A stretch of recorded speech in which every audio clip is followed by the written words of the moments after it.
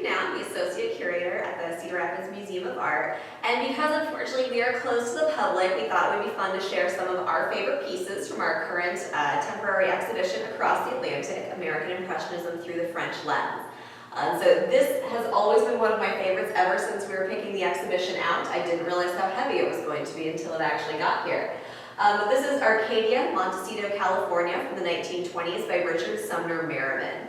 One of the really interesting things about Impressionism is that it began in Paris in the 1870s. The first Impressionist exhibition was held in 1874, and it really took American artists about 10 years to really embrace the style and to start to work in it themselves. When American painters and other artists saw the first Impressionist exhibition, they were generally appalled, and one particular painter described it as a chamber of horrors in a letter to his parents.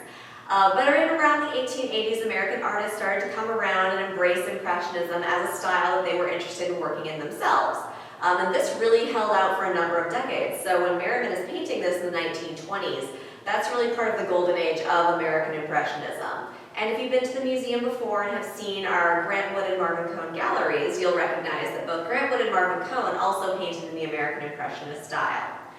So one of the interesting things that happened to Impressionism when it came to America is that it devolved into all of these regional variations. So Grant Wood and Marvin Cohn would be Midwestern Impressionists, and you can even get a little bit more specific and say that they would be Iowa or Eastern Iowa Impressionists. There's also a big school of California Impressionists, and this is where Meryman's piece Arcadia comes in. The California Impressionists, like Wood and Cohn, really painted in this style up until the 1930s. It was really the onset of the Great Depression that saw Impressionism kind of fall away as a popular painting style.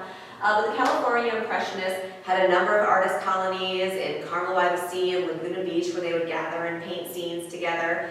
Generally speaking, California Impressionism has a very light, bright palette, which we can see here in Meryman's piece with this really beautiful chartreuse grass and the bright blue sky and the wonderful highlights he's picked out in the trees. California Impressionism is also one of the few ways in Impressionism that you ever see mountains.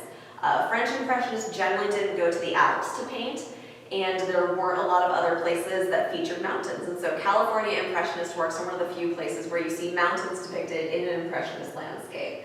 And Meryman has them in the background here, and they're this beautiful blue line throughout the painting.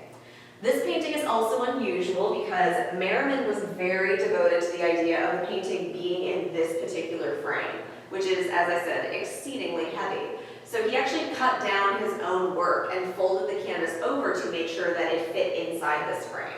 So if you look up here and see this little kind of cloud burst of black, that is actually part of another tree that he initially painted that got cut from the canvas and folds around to the back because he wanted to be sure that his painting was displayed in this exact frame.